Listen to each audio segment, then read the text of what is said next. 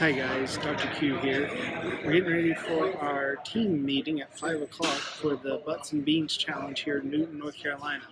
So this is just kind of a wait and see type of thing. You sit in here and you wait, and they come and talk to us about what we're going to do as a team and turn-ins and all that stuff. Here it goes. Hey guys, so I got my comp set up. Grill spray, cooker's going to be outside the tent. Gloves, headlamp. Our full shrine wraps, our DigiQs and stuff, getting ready to set those up.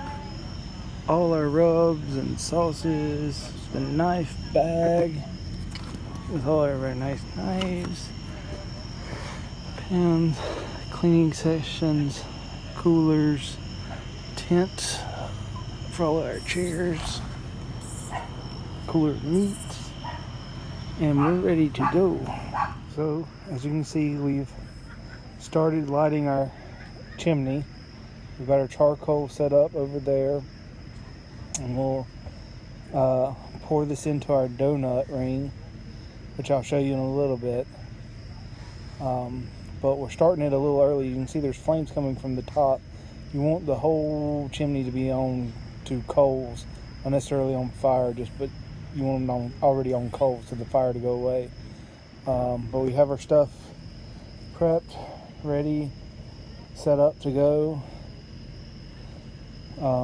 When this charcoal finishes in about 5 minutes through the chimney, we'll dump it into our bowl of our Weber Smoky Mountain. We'll put the top and middle pieces back on, and we'll let it regulate for about 15-20 minutes, and then we'll turn on our DigiQ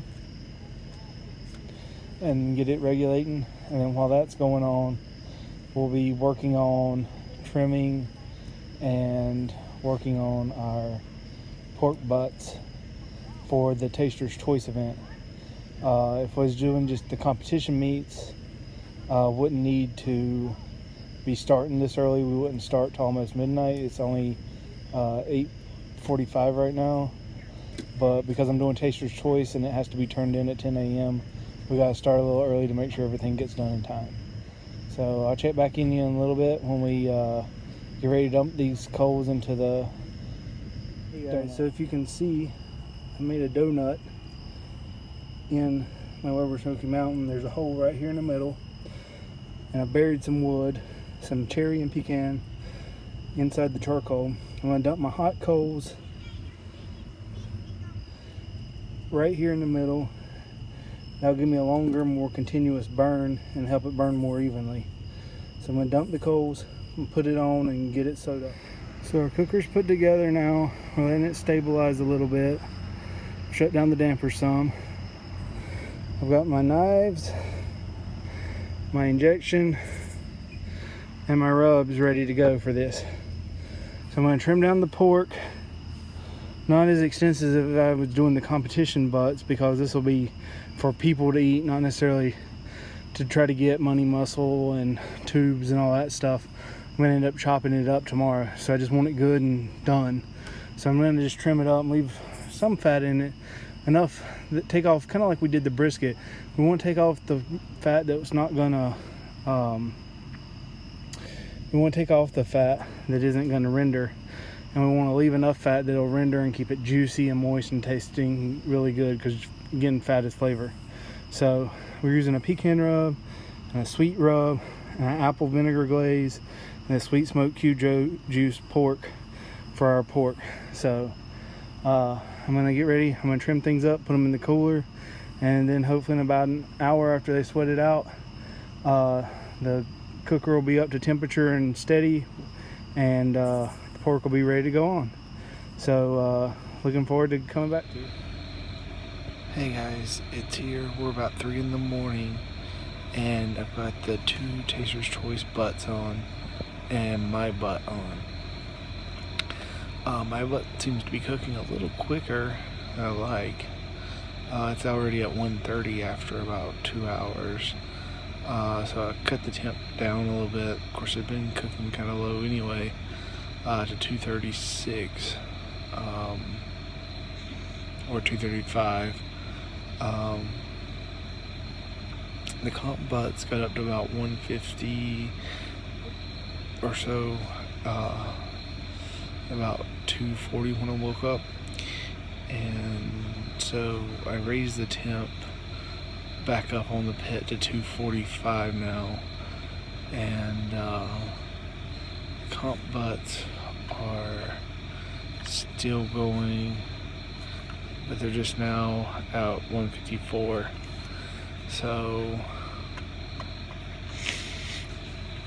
I still got about 5 degrees to go, so I've kind of reset my alarm timeline on those. If they don't get as much rest, it won't hurt it. As for my butt for my competition box, it's at 133, so I'm just gonna leave it. I'm gonna kind of trust in the stall that it'll slow it down and it won't cook keep cooking quite as fast as it's cooking, because I want to make sure that it's gonna be plenty of smoke and taste great and be done when I need it to be done. But you know, that's just one of these things about competitions. When you're cooking for those, you've got to make some adjustments sometimes. So, hey guys, we're back. It's a little after 6 now, about 6:15 or so. We just got done wrapping our contest pork. Our Taster's Choice pork was wrapped back around 3:30 this morning. Yeah, it's hard to remember, it's been late night. So anyway, contest shorts was wrapped at 3:30. It's actually almost up to 200, and it was going to be pulled around 7:30 anyway for resting. So that's right on track now. My pork for my contest hit 165, right on time at 6. So it's ready to it's been wrapped at Alex Apple Juice. Back on the pit. Of course, you'd think I'd learn from other videos, but I left the lid off just a little bit too long as I was wrapping the pork and putting it back. And so my pit temp's gone up just a little high right now. It's at the 270 mark. But I got it coming back down to about 240.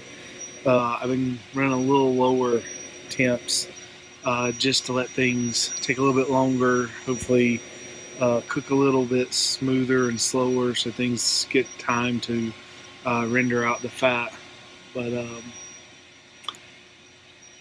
yeah, the internals are looking good. The colors were great.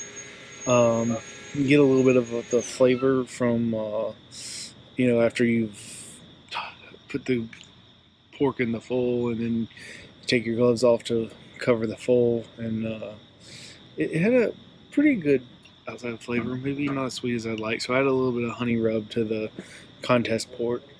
But we'll see. It still has a nice, fairly good overall flavor. So we'll let it keep going, and pit temp's starting to come back down now. Good. That's why I keep glancing over. So we're gonna get ready. They're gonna have Cook's Church here at 6:30. We're gonna head over to that for a little bit. And then they're gonna have some breakfast for us. I don't know if I'll be able to stay for all of that because time for ribs is approaching. So this should be fun because I love my ribs. And so we're gonna get ready for that, and we'll have our ribs, and if you hear somebody brought their dogs. But yeah, we'll get back and we'll talk a little bit about ribs later. Hope you're enjoying this video so far about what it's like to be at a contest. Hey guys, good morning. It's about a little after 8. I just put the ribs on. We got nice thin blue smoke going over there on our cooker.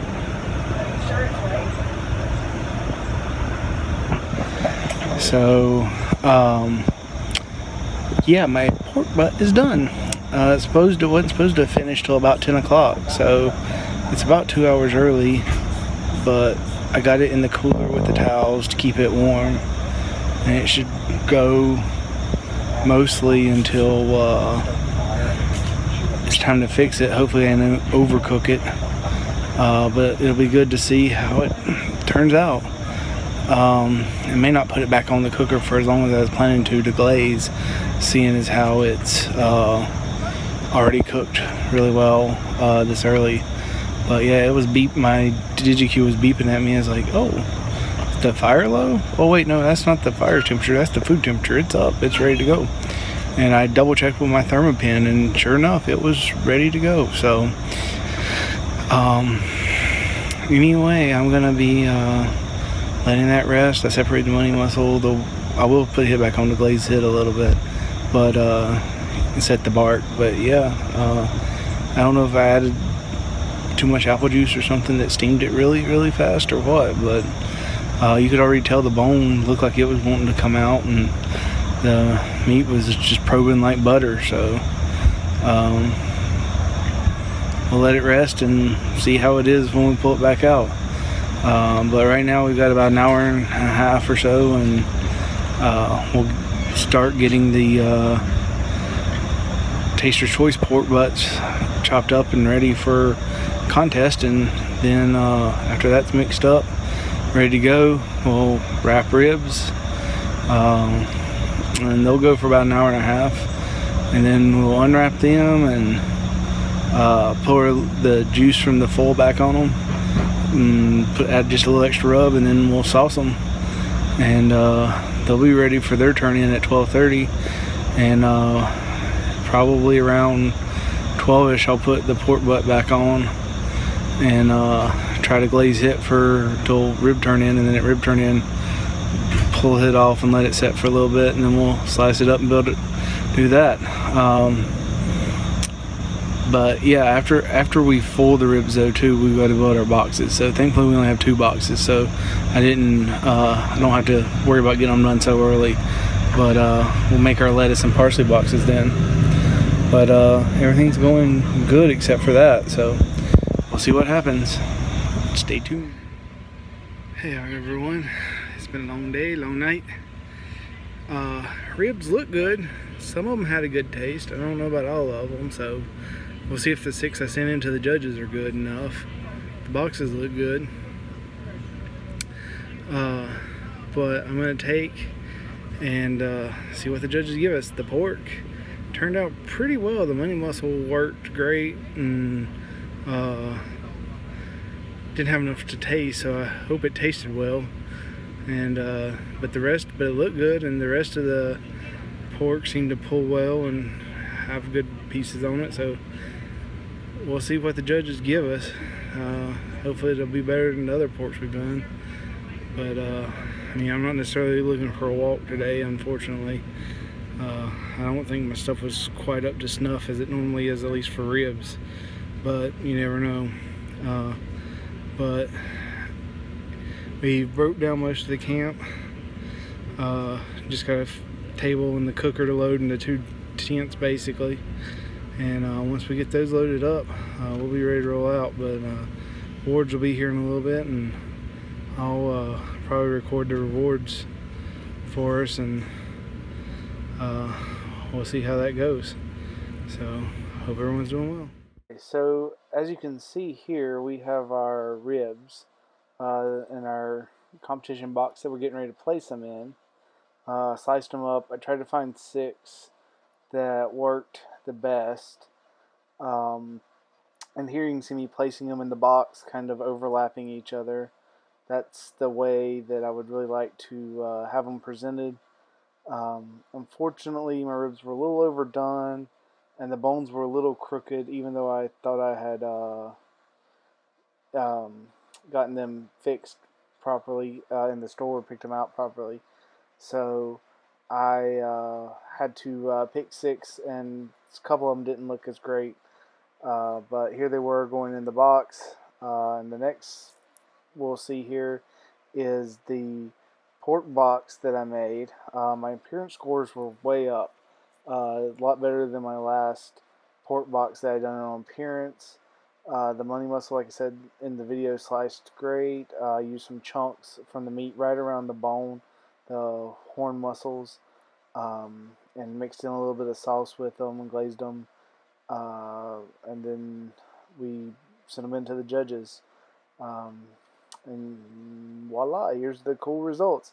So didn't get actual results and awards videotaped, but um, first call we got was 7th place in ribs out of 16 teams in the backyard, which was awesome. I wasn't really expecting that, but I was happy nonetheless. We got this cool little medallion, and then our pork box came in first, which was awesome. I was so glad to have been able to get to walk for that.